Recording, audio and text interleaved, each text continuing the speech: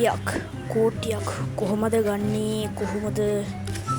කොහෙන්ද හොයන්නේ මුකුත්ම නැනේ හම්බ වුණා අත දෙකකින් එකක් බලනවා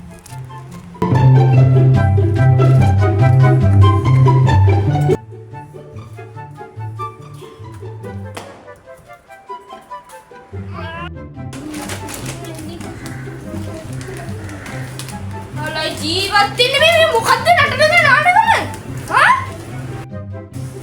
අච්චෝ පුට්ටක් කින්නකෝ දැන් මට පිස්සු එදීගෙන ඉන්නේ මේ මුඩියෝ මොකද්ද මේ කරන්න යන්නේ මම මහන්සි ආදමු ගේට හා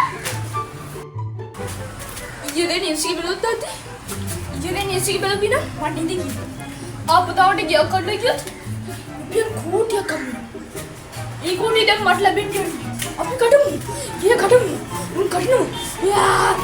චියා මේ වගේ පුතෙක් මටත් ලැබිලා තියෙනවනේ කොච්චර මිනිස්සු ගම් වතුරට සුළි වුණාට නායයමට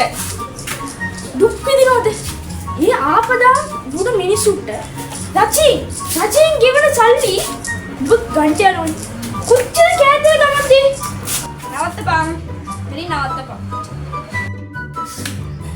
පල්ලිය පාර ගන්නනේ පල්ලිය පාර කිලෝමීටර් 5ක් ගිය පල්ලිය පාර ඒකේ ඉඩමක් තියෙනවා අඩි 6 වලක් කාලා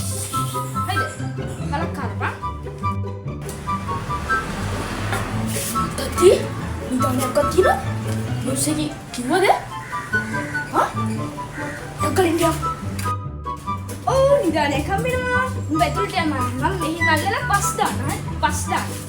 මේ උඹ වගේ මිනිසුන්ට හොඳ නිදාන හම්බෙයි අතල හොඳ නිදාන හම්බෙයි